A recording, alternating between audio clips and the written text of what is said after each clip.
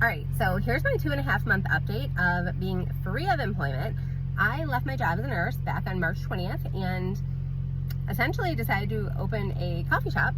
I wasn't completely dead set on what I was going to do after nursing, but I just knew that I could not do it another day. I could not do it. And it's like a combination of burnout, exhaustion, boredom, so many things, whatever. But things that I am noticing is that, I think like the first month, it took time for my nervous system to readjust, to be like, okay, it's okay to rest. It's okay to sleep when you need. It's okay to take a nap in the middle of the day. You don't have to be constantly go, go, go, do, all that bullshit. You don't have to earn rest. You don't have to earn the right to sleep, to take care of yourself, self-care, for years and years, like literally probably since I was 15 when I started working at a movie theater. I literally would put myself last and do everything but self-care until the last couple of years. I got really deep into it. Okay, I need to take better care of myself so that I feel better. And then finally when I quit my job, it took some time. I was finding things to stay busy with, cooking a lot of meals from scratch, deep cleaning my house, researching all kinds of stuff related to starting my coffee shop, so many things, right? But I have noticed these last couple of days that one of the huge things, once you remove this, I want to call it a distraction. I don't care if you don't like that, whatever.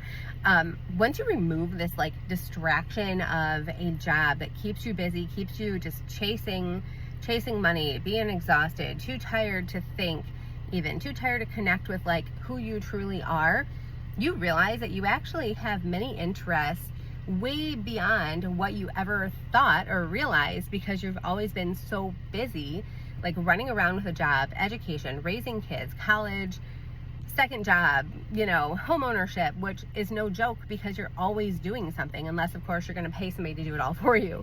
But anywho, so 2.5 month update, I have been reconnecting with childhood things, nostalgia things, Y2K, watching a bunch of Y2K videos on TikTok and YouTube and YouTube shorts, and it's just a lot of fun. Looking at things I used to do, things I used to wear, nail polish, nail designs, hair color, makeup trends, books. And I think that it's so nice to reconnect with that part of ourselves that can feel lost, that we essentially lose because we get so busy. Life goes crazy at some point and you forget the things that you liked as a teenager or as a child. But reconnecting to those things brings so much joy and fulfillment and happiness. I swear to goodness, that's what I've majorly noticed especially these last couple of days. Just sitting down and doodling or coloring a page, or making friendship bracelets with your kid, sitting outside having ice cream, going for a walk with no rush, not with a goal of exercise, just going for a walk around the block just because you can, without the rush. And it feels so much better. I feel so much more relaxed. I feel a lot less stressed. And I do notice that I'm smiling a lot more. I'm a lot more happy and excited for life. What else? I started this cute little nostalgia shelf in my bedroom of little nostalgia toys and Y2K type of little trinket things that I used to have as a child, which I made a video about that. I just have to post it.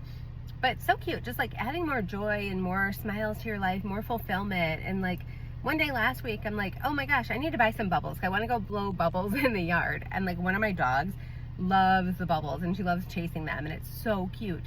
And I thought, yeah, this is totally what I used to love doing as a child, and it brings me joy and brings me fulfillment in the moment. And I'm really, really, really realizing that we don't have to constantly do something with a goal in mind. We don't have to constantly be trying to make money, trying to, trying to do everything with an end goal. We can just eventually, and even for 2 minutes out of your day, find those little pockets of time to do little things that just make you smile and make you happy. And fun fact, I actually learned that there's a term for that. It's called glimmer.